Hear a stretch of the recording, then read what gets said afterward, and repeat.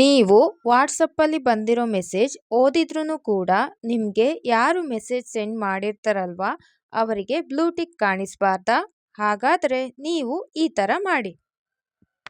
ಹಾಗಾದರೆ ಫಸ್ಟು ನಾವು ವಾಟ್ಸಪ್ ಅಪ್ಲಿಕೇಶನ್ನ ಓಪನ್ ಮಾಡ್ಕೊಳ್ಳೋಣ. ಓಪನ್ ಮಾಡಿದ ಮೇಲೆ ಇಲ್ಲಿ ಮೇಲೆ 3 ಡಾಟ್ಸ್ ಇದೆ ನೋಡಿ, ಅದ್ರ ಮೇಲೆ ಕ್ಲಿಕ್ ಮಾಡಬೇಕು. ಓಕೆನಾ?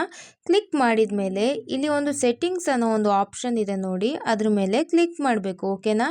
ಕ್ಲಿಕ್ ಮಾಡಿದ ಮೇಲೆ ಇಲ್ಲಿ ಪ್ರೈವೇಸಿ ಅನ್ನೋ ಒಂದು ಆಪ್ಷನ್ ಇದೆ ನೋಡಿ, ಅದ್ರ ಮೇಲೆ ಕ್ಲಿಕ್ ಮಾಡಬೇಕು. ಓಕೆನಾ?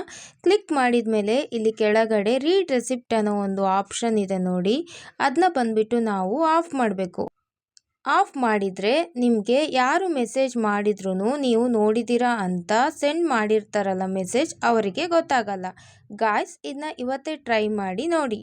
ಈ ವಿಡಿಯೋ ನಿಮಗೆ ಯೂಸ್ಫುಲ್ ಆಗಿದ್ದರೆ ನಮ್ಮ ಚಾನಲ್ ಸಬ್ಸ್ಕ್ರೈಬ್ ಮಾಡಿ, ವಿಡಿಯೋಗೆ ಲೈಕ್ ಮಾಡಿ, ಮತ್ತು ನಿಮಗೆ ಏನಾದರೂ ಡೌಟ್ ಇದ್ದರೆ ಕಮೆಂಟ್ ಮಾಡಿ ತಿಳಿಸಿ. Thank you.